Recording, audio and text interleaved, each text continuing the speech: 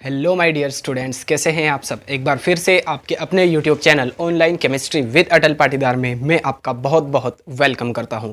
आज के वीडियो में यूनिट 9 का एक इम्पोर्टेंट टॉपिक हम करने वाले हैं, ऑर्गेनोमेटेलिक कंपाउंड। ठीक है, ऑर्गेनोमेटेलिक कंपाउंड, साथ ही जिससे सॉल्ट और फेरोसिन के बारे में भी हम अच्छे से डिस्कस करेंगे। इसकी स्ट्रक्चर भी हम देखेंगे, बॉन्डिंग भी देखने वाले हैं। ठीक है, तो इंपॉर्टेंट टॉपिक है, बोर्ड एग्जाम्स के लिए 2 नंबर 3 नंबर में ये क्वेश्चंस आ सकते हैं, जिससे सॉल्ट एंड फेरोसिन वाले।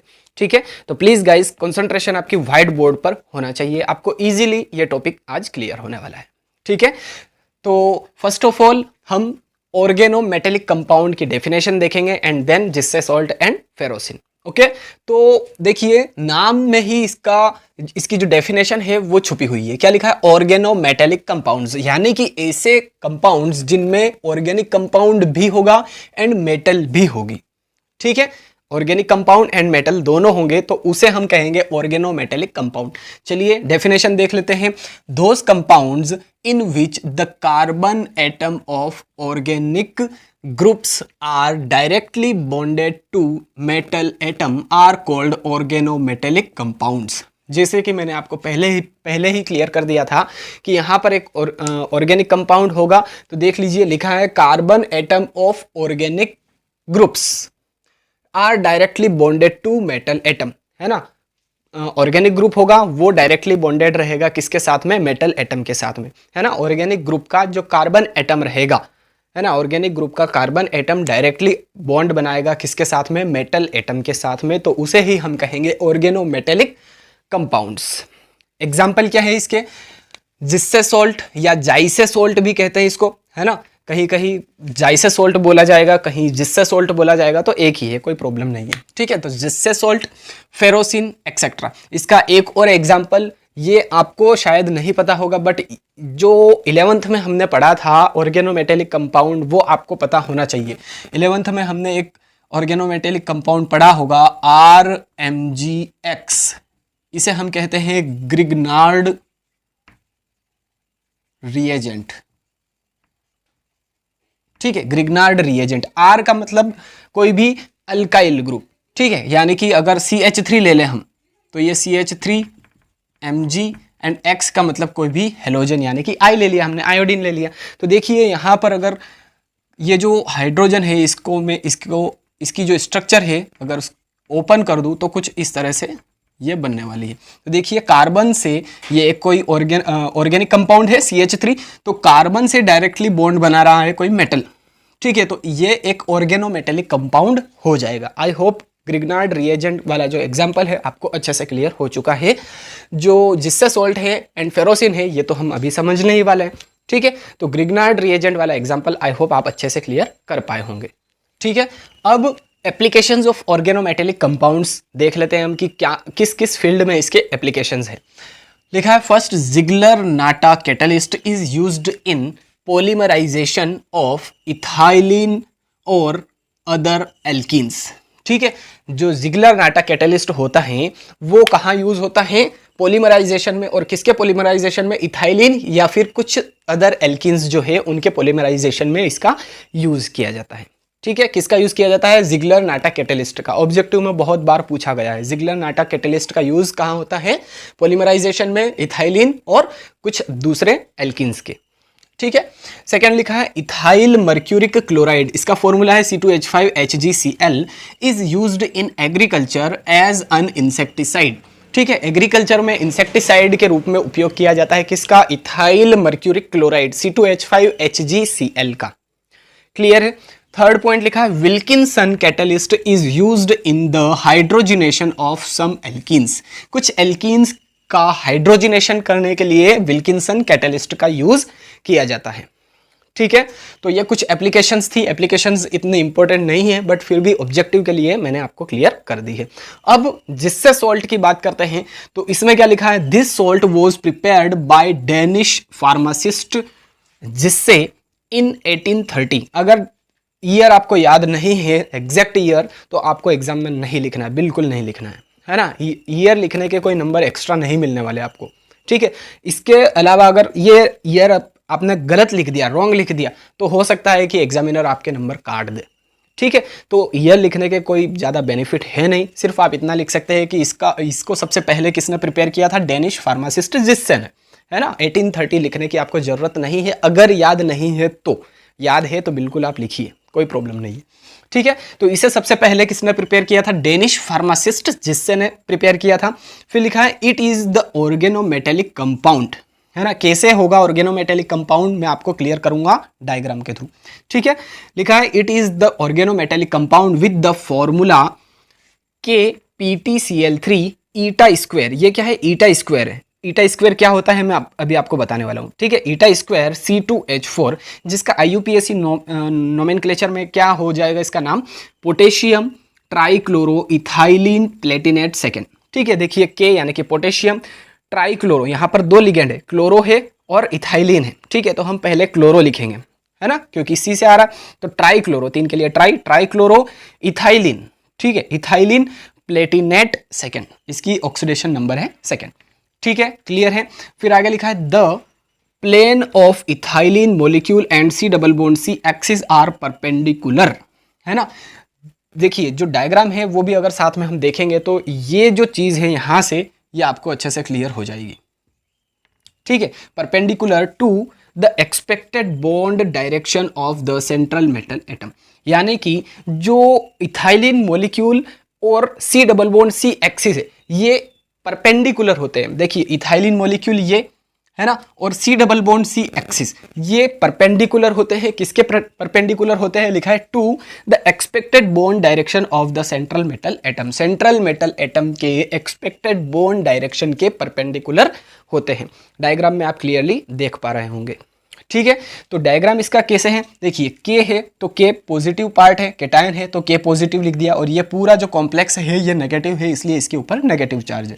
ठीक है, अब सेंट्रल मेटल एटम है Pt, और ये जो है स्क्वायर प्लेनर रहेगा। याद रखिए ये जो जिससे सोल्ट है ये स्क्वायर प्लेनर रहेगा, स्क्वायर प्लेनर इसकी ज्योमेट्री रहेगी। ठीक है, ये किसकी ज्योमेट्री है, जिससे सोल्ट की, जिससे सोल्ट की, याद रखिएगा, है ना। ऑब्जेक्टिव के लिए इंपॉर्टेंट है कि जिससे सोल्ट की स्ट्रक्चर कैसी होगी, ज्योमेट्री कैसी होगी, स्क्वायर प्लेनर। देखिए स्क्वायर प्लेनर आपको दिख रहा होगा। ठीक है, तो यहाँ पर ये कैटायनिक पार्ट है, ये एनायनिक पार्ट है पूरा, ये है सेंट्रल मेटल एटम, इससे 3 क्लोरो जुड़े हुए हैं, और साथ ही जो इथाइलिन लिगेंड है वो भी यहाँ पर अटैच है।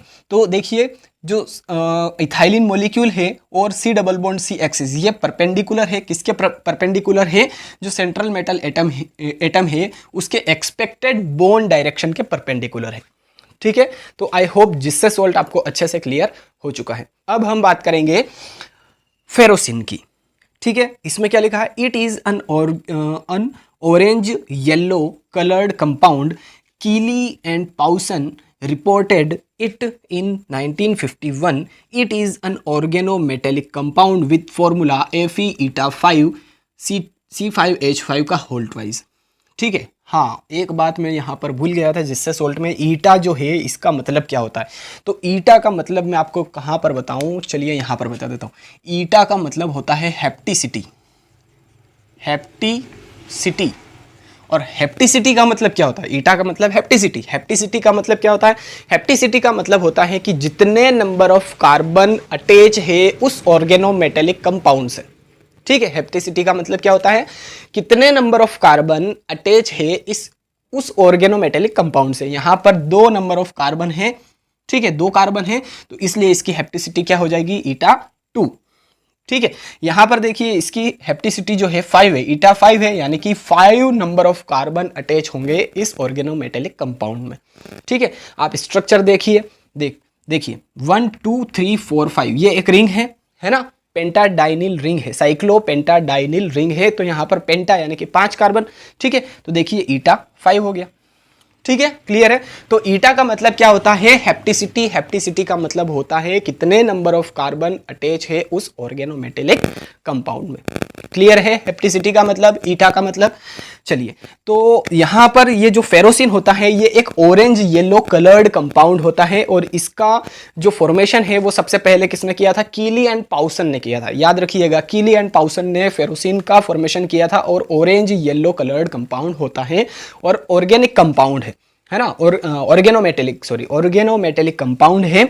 और फॉर्मूला क्या है इसका, Fe-eta5C5H5 का होल ट्वाइस, है ना। अगर इसकी स्ट्रक्चर देखें हम तो देखिए ये Fe सेंट्रल मेटल एटम है, और यहाँ पर ये जो साइक्लोपेंटाडाइनिल रिंग है ये Fe को बीच में कवर करके रखी हुई है ना। और इसे सैंडविच मॉडल भी कहते हैं क्योंकि इसकी स्ट्रक्चर जो है वो सैंडविच के जैसी है। आगे लिखा है देखिए, इट कंसिस्ट्स ऑफ 2 साइक्लोपेंटाडाइनिल रिंग्स, है ना। इसमें देखिए 2 साइक्लोपेंटाडाइनिल रिंग्स प्रेजेंट होती है ऑन द अपोजिट साइड्स, है ना, एक दूसरे के अपोजिट साइड्स में है, ऑफ अन आयरन एटम, है ना। आयरन एटम के अपोजिट साइड्स में दोनों साइक्लोपेंटाडाइनिल रिंग प्रेजेंट है, फॉर्मिंग अ सैंडविच स्ट्रक्चर, है ना। और कौन सी स्ट्रक्चर बना रही है, सैंडविच के जैसी स्ट्रक्चर बना रही है ना। इसमें लिखा है the planes of the rings are parallel so that all the carbon atoms are equidistant from iron atom.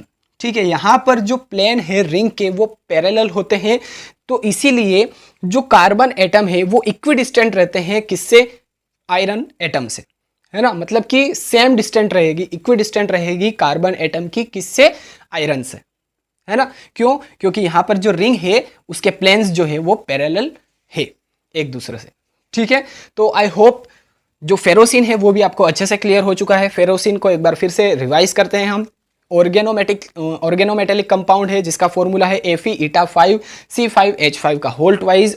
Orange yellow compound होता है, कीली एंड पाउसन ने इसको सबसे पहले बताया था, फॉर्मेशन किया था, है ना। और यहाँ पर 2 साइक्लोपेंटाडाइनिल रिंग प्रेजेंट होती है और Fe सेंट्रल मेटल एटम बीच में प्रेजेंट रहता है।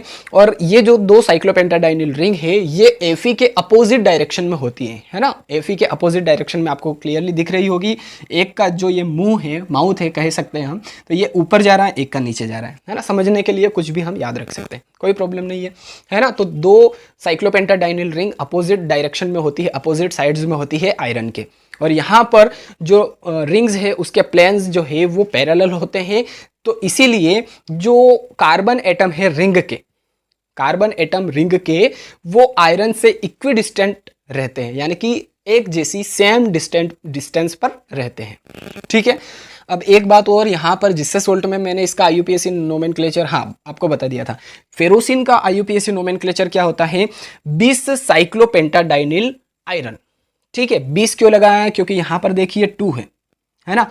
तो 20 साइक्लोपेंटा, इसके नाम में ही पेंटा है, टेट्रा, जिसके नाम में पेंटा हो, टेट्रा हो, ट्राई हो, है ना। तो वहां पर हम मतलब इसका जो प्रीफिक्स है वो लगाते हैं। 2 के लिए 20 लगाते हैं, 3 के लिए ट्रिस लगाते हैं, 4 के लिए टेट्राकिस लगाते हैं। ये आपको IUPAC नोमेनक्लेचर में आई होप पता होगा। ठीक है, तो 2 के लिए हमने 20 लगाया, तो इसका IUPAC नोमेनक्लेचर कुछ इस तरह से हो जाएगा, 20 साइक्लो, है ना, ब्रैकेट में है इसलिए ब्रैकेट हम यहाँ पर भी लगा देते हैं, साइक्लो पेंटा डाइनिल आयरन। ठीक है, तो आई होप ऑर्गेनोमेटेलिक कंपाउंड क्या है, इसके एप्लीकेशंस क्या क्या हैं, जिससे सोल्ट एंड फेरोसिन, सब कुछ आपको इजीली अच्छे से क्लियर हो चुका है। वीडियो अच्छा लगा है तो लाइक कीजिए, शेयर कीजिए एंड चैनल को सब्सक्राइब कीजिए। चलिए मिलते हैं अब नेक्स्ट वीडियो में। Till then thank you so much, जय हिंद।